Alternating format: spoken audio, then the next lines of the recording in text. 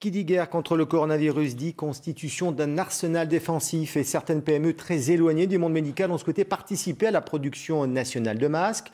C'est le cas de l'entreprise Protecto à Arles, plus connue pour ses protections antigel pour les compteurs d'eau.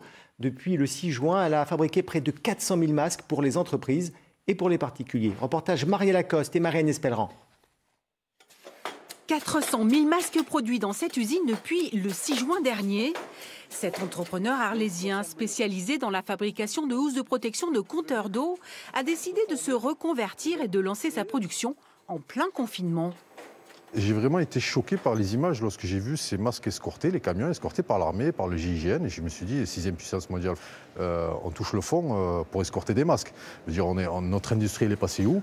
Avec ses contacts, il commande 7 automates en Chine, investit 130 000 € avec l'aide de la région et embauche 6 personnes. Son carnet de commandes était plein avant le début de l'activité. Le textile, les élastiques et les barrettes de nez sont de fabrication française. Les masques sont de la norme FFP2, réservée aux soignants en début de crise. Alors dans un masque, vous avez 3 tissus. Donc le bleu que tout le monde connaît, c'est la partie extérieure. Et le blanc qui est ici, qui est la partie intérieure qui est collée au visage. Mais le plus important dans ces 3 tissus, c'est celui-là. Donc c'est la partie centrale qu'on appelle le filtre. Et ce filtre-là qui coûte très très cher, c'est ce qui fait la différence pour être FFP2 et 98% de protection contre les virus et les transmissions des maladies. Il faut savoir que tout ce qui est sur le marché actuellement n'ont pas cette protection avec ces vrais filtres-là. On va dire tous les produits chinois.